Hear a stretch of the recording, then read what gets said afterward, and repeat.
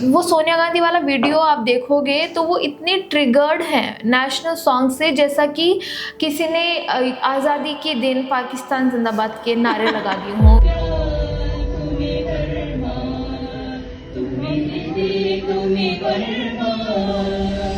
दो स्टांजा के बाद जब आगे शुरू हुआ वो इतनी विजिबली अपसेट थी, वो खड़गे जी, राहुल गांधी थे, वर सो अनकंफर्टेबल हो रहे थे विजिबली कि ऐसा तो मतलब क्या ही गा लिया। जितना बड़ा मुद्दा विपक्ष ने इसको बना दिया है उतना नहीं था। आपको सिंपली नेशनल सॉन्ग का सम्मान करना था, रिस्टोरेशन को अपनाना था और दुनिया वैसे ही चलती रहती। क्योंकि जब लिखा गया था ये गाना, ठीक है, तब it was more of a symbolism होती है, जैसे कि left always likes to claim कि फैज़ अहमद फैज़ की जो कविता है, पूरे हम देखेंगे। हम भारत में रह रहे हैं, हम भारत के नागरिक हैं, तो हमें हमारे भारतीय चीज़ों से प्यार हो, भारतीय सिंबल से प्यार हो, उनका सम्मान करना आता हो। क्या इतना एक्सपेक्ट करना गलत हो जाता है? हमने जो बात अभी कही थी ये कांग्रेस के अपीजमेंट की, इसमें ये भी है कि सोचो आप 1937 में जो चल रहा था, कांग्रेस का आज भी स्टैंड वही है, मुस्लिम अपीजमेंट। वंदे मातरम का ही मामला ले ले तो ये किसी मुस्लिम कम्युनिटी से नहीं आया आगे कि हम नहीं गाएंगे, ये कांग्रेस से आया है। और कांग्रेस ने उनको कहा है कि हम, अगर आप ये उठाते हो तो हम आपके साथ हैं। आजकल बहुत ज़्यादा बहस चल रही है वंदे मातरम पर, जो कि होनी भी नहीं चाहिए। जितना बड़ा मुद्दा विपक्ष ने इसको बना दिया है उतना नहीं था। आपको सिंपली नेशनल सॉन्ग का सम्मान करना था, रिस्टोरेशन को अपनाना था और दुनिया वैसे ही चलती रहती। आपको बैक टू गुलामी के दौर में जाने की ज़रूरत नहीं थी, पर अपेरेंटली हो रहा है और इसी पर हम बात करने बैठे हैं, क्योंकि बहुत वियर्ड है ये सब। आपको नेशनल सॉन्ग नहीं गाना है। आपको मैं बता देती हूँ फॉर कॉन्टेक्स्ट कि सरकार ने नेशनल सॉन्ग को पूरी तरह रिस्टोर कर दिया। इसमें पूरे 6 स्टेंजाज हैं। पहले 2 स्टेंजाज ही गाए जाते थे। अब कांग्रेस ने इसको अपनी CWC की बैठक होती है उसमें फिर से बोला है कि हम तो 1937 में जो 2 स्टेंजाज रखे गए थे, बाकी वंदे मातरम को काट के वो ही गाएंगे, सरकार कितना भी कानून बना ले। तो ये बहस चल रही है अभी सोशल मीडिया पे। यानी more than the social media बहस, ये भी एक मुद्दा है कि सोनिया गांधी जैसे कि पिछले हफ्ते 15 अगस्त को कांग्रेस में परेशान हो गई थी फ्लैग होइस्टिंग के टाइम पे, जब ये सब हो रहा था।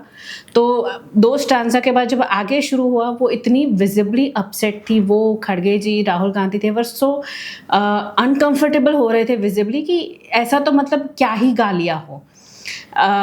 It's the national song. Rajendra Prasad ने हमारे first president of independent India, उन्होंने ही कहा था कि both Indian the national anthem और नेशनल सॉन्ग इक्वल रिस्पेक्ट के हकदार है। तो ये इतना हड़बड़ा जाना कि हाय क्या हो गया, that seems very unnatural to someone कि भाई आप तो ग्रैंड ओल्ड पार्टी है, आप क्लेम करते हैं कि आपने भारत की आज़ादी में आपका बहुत ज़्यादा योगदान रहा है। नहीं, यहाँ पे मैं आपको बताना चाहती हूँ, क्योंकि मैम को तो पता ही होगा, पर मैं सबको बताना चाहती हूँ कि सुप्रिया श्रीनेत का जो बयान आया था या कांग्रेस का जो स्टैंड है वो ये रहा नहीं कि हमारा आज़ादी में योगदान है। उनका कहना है कि आज़ादी हमारी बपोती है, हमने कांग्रेस ने ही आज़ादी दिलाई है देश को और किसी का योगदान नहीं है। That is their stand. और वो सोनिया गांधी वाला वीडियो आप देखोगे तो वो इतनी ट्रिगर्ड है नेशनल सॉन्ग से, जैसा कि किसी ने आज़ादी के दिन पाकिस्तान जिंदाबाद के नारे लगा दिए हों। इतना ट्रिगर शायद कोई तब होगा नॉर्मल इंडियन सिटीजन। इतना ट्रिगर हो गई है वो हमारे नेशनल सॉन्ग को पूरा गाने से। और उसके बाद में पता है इन्होंने बहाना क्या दिया था कि नहीं वो ट्रिगर नहीं हो रही थी, वो तो चेयर मंगा रही थी।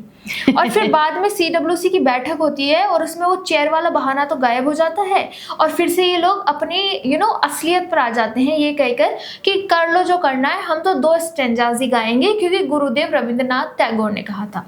अब यहाँ पे मैं बोलना चाहती हूँ कि आप कब तक महानुभावों का यूज़ करते रहेंगे अपने एजेंडा के लिए, क्योंकि 1937 में कांग्रेस अधिवेशन जो हुआ था उसमें ये इन्होंने डिसाइड किया कि 2 स्टेंजाज काटे जाएंगे।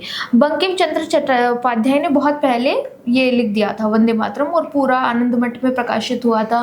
फिर रविंद्रनाथ टैगोर ने इसको सुरबद्ध किया था और उन्होंने गाया था। महात्मा गांधी ने इसको राष्ट्रगान करके इसको गाते थे, तो कोई इसके विरोध में नहीं था। फिर जब 2 नेशन थ्योरी आई, जब मुस्लिम अपीजमेंट बढ़ गया और मुस्लिमों का आज़ादी के पहले लड़ाई में जब ये सांप्रदायिक तनाव बढ़ गया, तब ये बोला जाने लगा कि हम तो पूरा वंदे मातरम नहीं गाएंगे। और तभी नेहरू जी एक लेटर लिखते हैं, वो इसके समर्थन में आते हैं कि अच्छा ठीक है, उनको प्रॉब्लम है तो हम हटा देते हैं। इसका प्रॉब्लम क्यों है? एब्राहमिक फेथ जो है, they only believe in one God.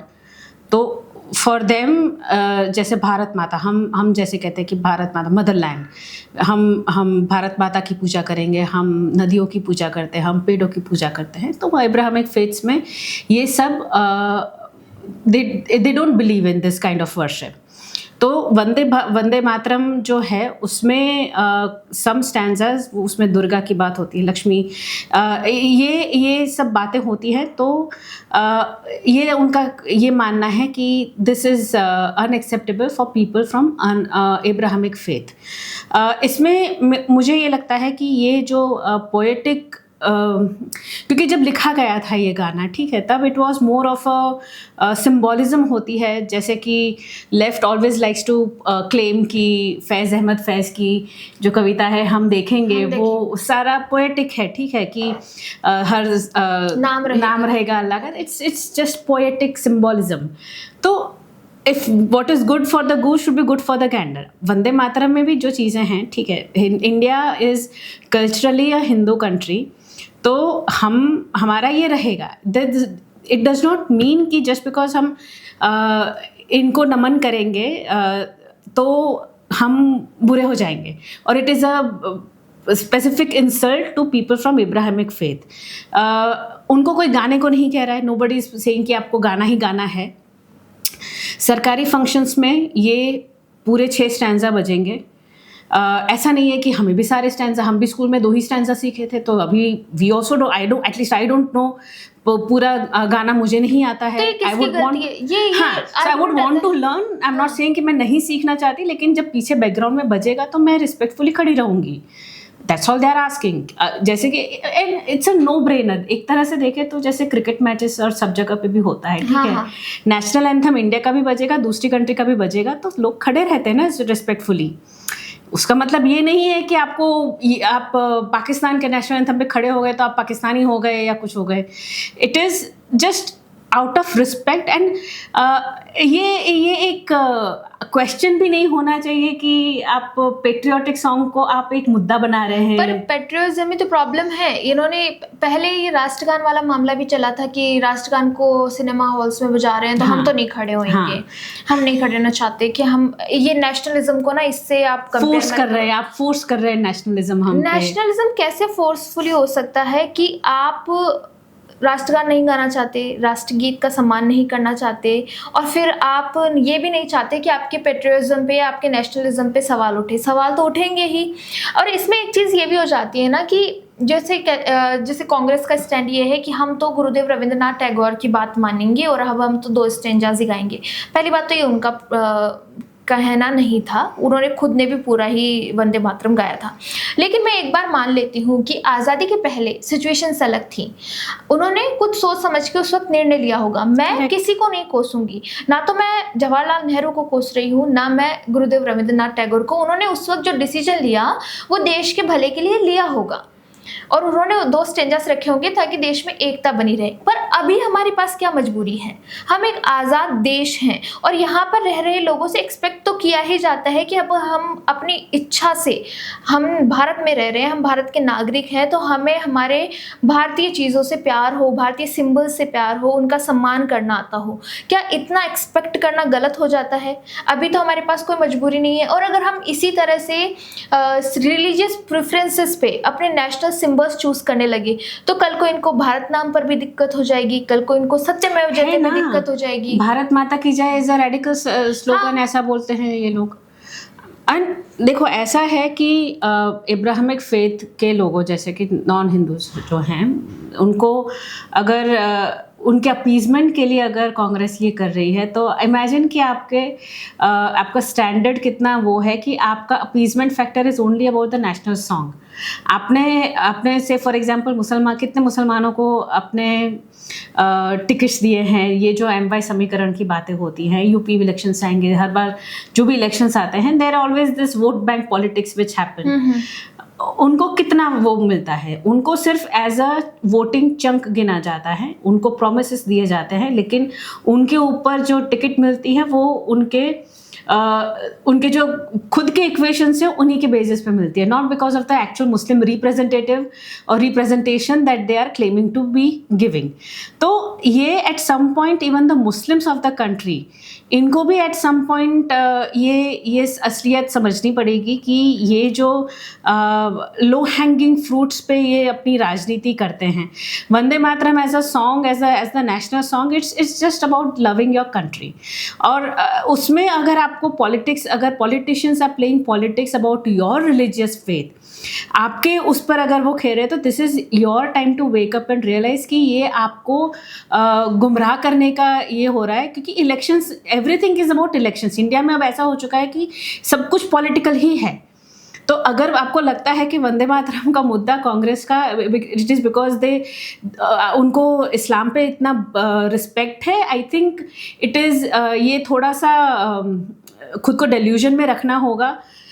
Eight one point the community has to understand कि कहाँ आपके साथ खेला जा रहा है और कहाँ you need to take a stand कि भाई इनफ इज़ इनफ।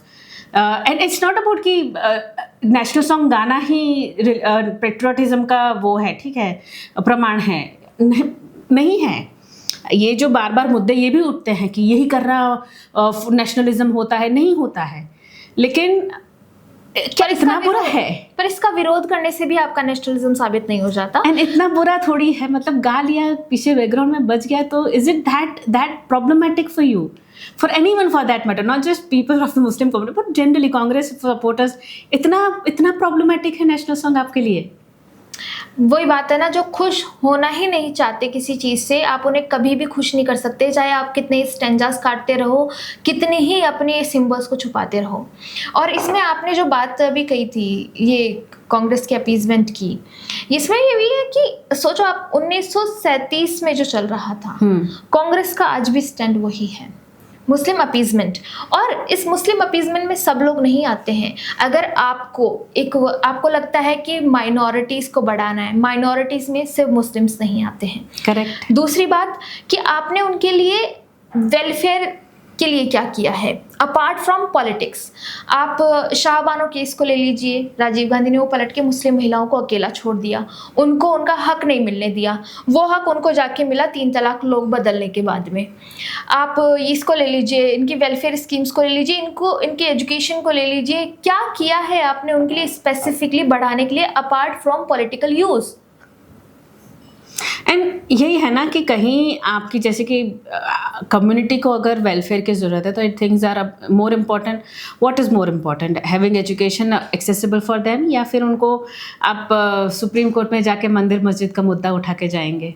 ये जो in the face religious symbolism पे उनकी जो पॉलिटिक्स है, not just Congress, any politician की, एनी पॉलिटिकल पार्टी की जो in the face religious politics है, I think at some level everyone needs to step back and थोड़ा सा इंट्रोस्पेक्ट करें कि आपके साथ कहाँ खेला जा रहा है। वंदे मातरम के 6 स्टैंजा क्या इतने पॉलिटिकली मोटिवेटेड आपको लगते हैं, रिलीजियसली मोटिवेटेड आपको लगते हैं कि that is the hill you want to die on? I think ये नॉन मुद्दे को इतना बड़ा मुद्दा बना दिया है। And it says more about Congress as a political party than anything else. हाँ, कांग्रेस ने, मैं बताऊं तो एक तरह से साइडलाइन कर दिया है वो मुस्लिम्स को, माइनॉरिटीज को, पर्टिकुलरली मुस्लिम माइनॉरिटीज को मुख्य धारा से जुड़ने नहीं दे रही है। वो उनको विक्टिम बनाए रख रही है अपने पॉलिटिकल यूज के लिए। और वो कैसे कि जैसे वंदे मातरम का ही मामला ले ले, तो ये किसी मुस्लिम कम्युनिटी से नहीं आया आगे कि हम नहीं गाएंगे, ये कांग्रेस से आया है। और कांग्रेस ने उनको कहा है कि हम, अगर आप ये उठाते हो तो हम आपके साथ हैं और आपको उठाना चाहिए। क्योंकि ये हिंदू सिंबलिज्म आप वो ये है। कांग्रेस उनको सिखा रही है, ये उधर से नहीं आया है पहले, ये कांग्रेस उनको सिखा रही है कि ये तो हिंदू सिंबलिज्म आप मत गाइए और हम आपके साथ हैं, पॉलिटिकली हम इस मुद्दे को उठाएंगे। आप हर मामले में ले लीजिए कि एजुकेशन के मामले में, हेल्थ के मामले में, किसी भी मामले में ले लीजिए, वो उससे उसको अलग कर देते हैं कि इनके साथ तो ये गलत हो रहा है। ये मंदिरों के मामले में भी कांग्रेस का ही स्टैंड रहा है कि हम राम मंदिर नहीं जाएंगे, प्राण प्रतिष्ठा में नहीं जाएंगे, ये करेंगे, वो करेंगे। उन्होंने एक कम्युनिटी फीलिंग को उठा के और उस पे अपनी पॉलिटिक्स चमकाई है, और वो उस मुद्दे को हरा रखना चाहते हैं क्योंकि उससे उनको लाभ मिल रहा है। आप ये समझिए, एक पूरी कम्युनिटी को ये समझने की ज़रूरत है कि वो ये इसलिए नहीं कर रही क्योंकि they have some specific good heart for those community, correct, कि वो उनके फ़ायदे के लिए कर रहे हैं। आप बताइए कि वंदे मातरम न गाने से या उसका सम्मान नहीं करने से उस कम्युनिटी का क्या फ़ायदा हो जाएगा? अगर वो सुप्रीम कोर्ट का राम मंदिर पे फैसला पूरे दिल से मान रहे हैं और कांग्रेस उसका विरोध कर रही है, तो इसलिए इससे उस कम्युनिटी को क्या फ़ायदा हो जाएगा? अगर कांग्रेस कहीं पे एंटी इंडिया एलिमेंट्स को सपोर्ट कर रही है just because of some religion, तो उससे उस पूरी कम्युनिटी का जो इंडिया में रह रही है, यहाँ के लिए काम करती है, देश का सम्मान करती है, उससे उस कम्युनिटी को क्या फ़र्क पड़ जाएगा?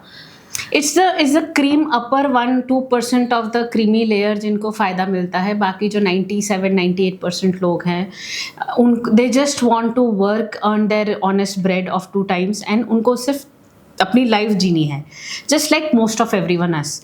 ये 1-2% के चक्कर में पूरी कम्युनिटी बदनाम होती है, and this goes for everyone. I think chicken and egg theory है कि पहले क्या आता है, community also should call out these things, and जो अपीजमेंट है वो होना चाहिए। But at the end of the day I think Vande Mataram के 6 स्टैंजा आर नॉट इतना politically and religiously motivated chant कि उस पर इतनी बहस होनी चाहिए, इतना ऑफेंडेड हो जाना चाहिए।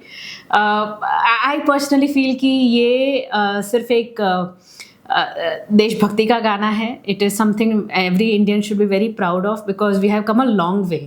हम और इसी को गागा की आज़ादी मिली है, not the azadi that JNU folks wants, but the actual azadi हमें ऐसे ही गीतों से मिली और हमें इसका सम्मान करना चाहिए। और आपने जो बताया कि इसको इतना बड़ा मुद्दा बनाया, वो ये है कि अननेसेसरीली चीज़ें हो रही है। जैसे बीबीसी ने एक कार्टून पोस्ट किया, उसमें कार्टून में क्या होता है कि जैसे असम फ्लड्स में एक बंदा डूब रहा है और मीडिया जाके उससे पूछ रही है कि वंदे मातरम आता है क्या। इतना नहीं हुआ है, ये नैरेटिव गढ़ना बंद कीजिए। गवर्नमेंट ने लॉ बनाया है, पूरे स्टेंजास गाने पड़ेंगे, उसको लागू किया है, पर गन लेके नहीं खड़ी है वो किसी के सर पे कि गाओ नहीं तो अभी मार देंगे। ऐसा कुछ नहीं हो रहा है। It is not that pressuring. बस आपको इंडिपेंडेंस डे पे, रिपब्लिक डेज पे, पब्लिक प्लेसेस पे जब भी सरकारी प्रोग्राम होंगे तब ये पूरे 6 स्टैंजा बजाए जाएंगे। नहीं आता है तो आप खड़े रह के चुप होके सुन सकते हैं। It is not that big a deal. इतना तिलमिलाना, जैसे I can't get over the visuals of Sonia Gandhi losing her cool, मतलब इतना एज इफ कि वंदे मातरम के बदले वंदे माता रोम ही वो सुन ली हो।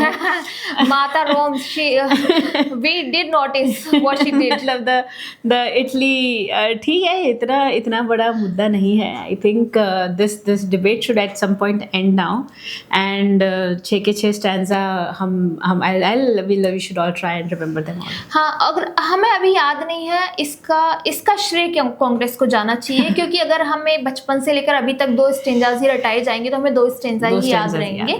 अभी हम तुरंत ही कानून बनते हुए हमें भी 6 स्टेंजाज याद नहीं हो जाएंगे, तो ये गलती भी कांग्रेस की ही है। ठीक है, चलो, on that note I think enough of this already. Yes, and on that note Vande Mataram. Vande Mataram.